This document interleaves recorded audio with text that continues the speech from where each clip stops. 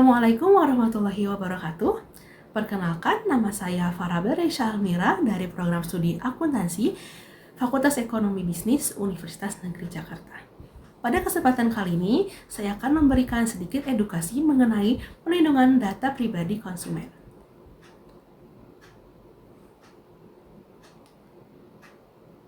Nah, apa itu data pribadi? Dalam rancangan Undang-Undang Perlindungan Data Pribadi adalah setiap data tentang seseorang, baik yang teridentifikasi dan atau dapat diidentifikasi secara tersendiri atau dikombinasikan dengan informasi lainnya, baik secara langsung maupun tidak langsung melalui sistem elektronik dan atau non-elektronik. Nah, dalam kemajuan teknologi, kita seringkali melakukan transaksi pembelian barang melalui online, melalui platform yang disebut e-commerce. Nah, konsumen yang mendaftarkan dirinya dalam suatu platform e-commerce diwajibkan untuk memasukkan data-data pribadi yang dibutuhkan untuk keperluan administrasi sebelum menggunakan platform tersebut. Nah, dari data-data tersebut berupa nama lengkap dan nomor handphone di samping data-data lain. Nah, bukan hanya itu saja, karena suatu kecanggihan fitur dari platform e-commerce, konsumen juga dapat diminta memasukkan foto KTP dengan posisi memegang KTP sambil berselfie, serta meminta tanda tangan online. Nah, data-data tersebut merupakan komponen dari data pribadi konsumen yang harus diberikan perlindungan.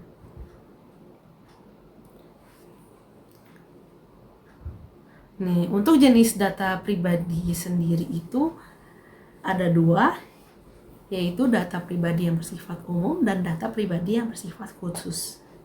Nah, untuk data pribadi yang bersifat umum ini yaitu nama lengkap, jenis kelamin, kewarganegaraan, dan agama. Sedangkan untuk data pribadi yang sifatnya khusus yaitu berisi data informasi kesehatan, data biometrik, data genetika, orientasi seksual, pandangan politik, catatan kejahatan, dan data anak, serta keuangan pribadi.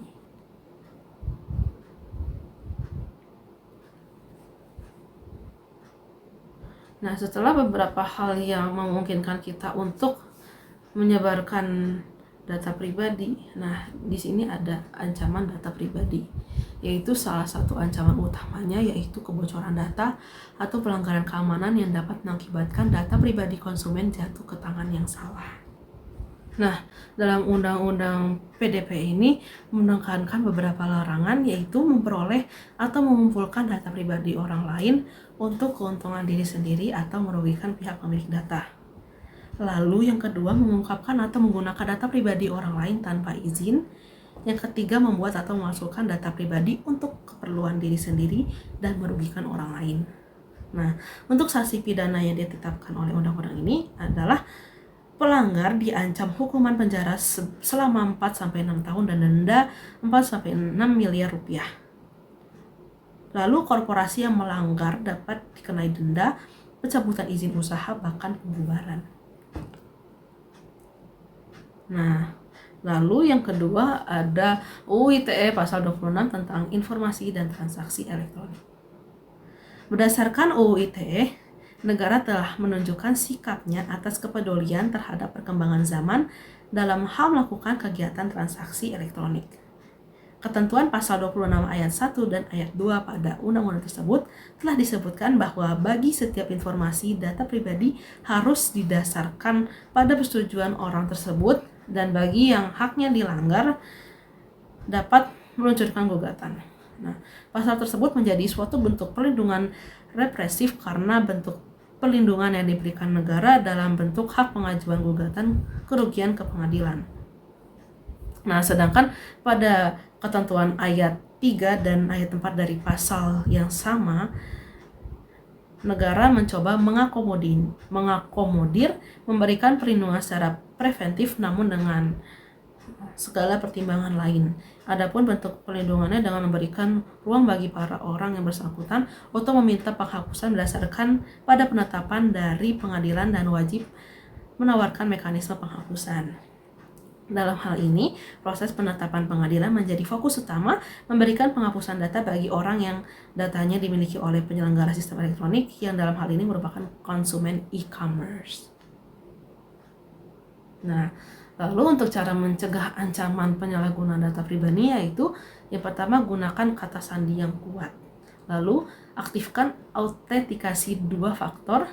Yang ketiga, perbaharui perangkat lunak secara berkala. Yang keempat, gunakan VPN. Yang kelima, hindari memberikan informasi pribadi secara sembarangan. Lalu yang terakhir, gunakan aplikasi keamanan.